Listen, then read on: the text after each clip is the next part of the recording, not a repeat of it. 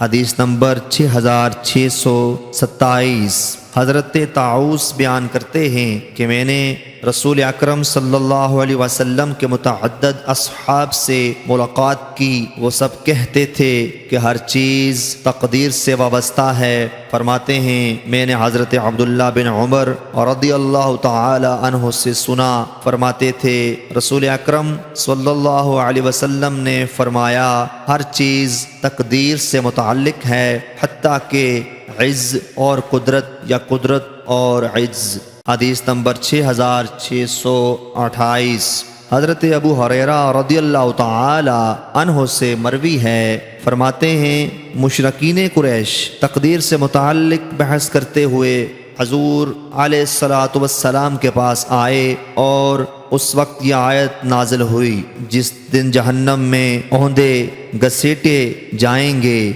دوزخ کا عذاب چکھو، بے شک ہم نے ہر چیز تقدیر کے ساتھ بنائی ہے۔